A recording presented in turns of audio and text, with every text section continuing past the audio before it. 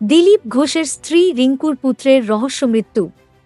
মায়ের বিয়ের ২৫ দিনের মাথায় মারা গেলেন আইটি কর্মী সৃঞ্জয়। জেপি নেতা দিলীপ ঘোষের স্ত্রী রিঙ্কু মজুমদারের একমাত্র পুত্র সৃঞ্জয় দাশগুপ্তের রহস্য মৃত্যু হয়েছে। একটি সূত্রের খবর, মঙ্গলবার নিউটাউনের সাপুরজি আবাসন থেকে রিঙ্কুর পুত্রকে সংজ্ঞাহীন অবস্থায় উদ্ধার করা হয়। বিধাননগর সেবা হাসপাতালে নিয়ে যাওয়া হয়েছিল পেশায় আইটি কর্মী যুবককে, কিন্তু চিকিৎসকেরা তাঁকে মৃত বলে ঘোষণা করেন। ইতিমধ্যে দেহ উদ্ধার করেছে পুলিশ। মঙ্গলবারই সৃঞ্জয়ের দেহের ময়নাতদন্ত হতে পারে। তার আগে মৃত্যুর কারণ নিয়ে আনুষ্ঠানিকভাবে কিছু বলতে চাননি তদন্তকারীরা। জানা যাচ্ছে, মঙ্গলবারই আরজি কর মেডিকেল কলেজে ময়নাতদন্ত হবে। পেশায় আইটি কর্মী সৃঞ্জয় ওরফে প্রীতম সল্টলেকের একটি তথ্য প্রযুক্তি সংস্থায় কাজ করতেন। গত ১৮ এপ্রিল বিজেপি নেতা দিলীপ ঘোষের সঙ্গে তাঁর মা রিঙ্কুর বিয়ের দিন শহরে ছিলেন ৯ বছরের যুবক।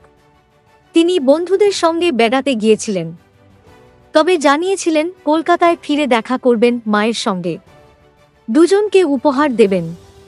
মায়ের নতুন জীবনের জন্য শুভেচ্ছাও জানিয়েছিলেন। বেশ কয়েক বছর আগে বিবাহবিচ্ছেদ হয় বছরের রিঙ্কুর। দিলীপের সঙ্গে তাঁর বিয়ের দিন আনন্দবাজার.কমকে সৃঞ্জয় বলেছিলেন, ১৩ বছর ধরে সামাজিক এবং পারিবারিক দায়িত্ব পালন করেছেন মা, এবার নিজের জীবন শুরু করছেন। আমি মন থেকে খুশি মায়ের জন্য। তিনি এও জানান, দিলীপের সঙ্গে তাঁর একাধিকবার দেখা হয়েছে এবং কথাবার্তা হয়েছে। বাবা হিসাবে দিলীপকে তিনি মন থেকে মেনে নিয়েছেন। তিনি বলেছিলেন, একটা ইমোশনাল ভ্যাকুয়াম তো থেকেই যায় মানুষের মধ্যে।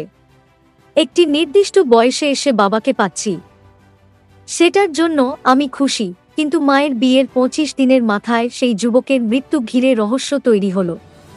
সৃঞ্জয়ের মৃত্যু নিয়ে রিঙ্কু বা দিলীপ কারো তরফে এখনও কোনো বিবৃতি প্রকাশ্যে আসেনি। দুপুরে আরজি কর মেডিকেল কলেজে যান সৃঞ্জয়ের বাবা, রিঙ্কির প্রথম পক্ষের স্বামী রাজা দাশগুপ্ত। তবে তিনি কোনো মন্তব্য করেননি।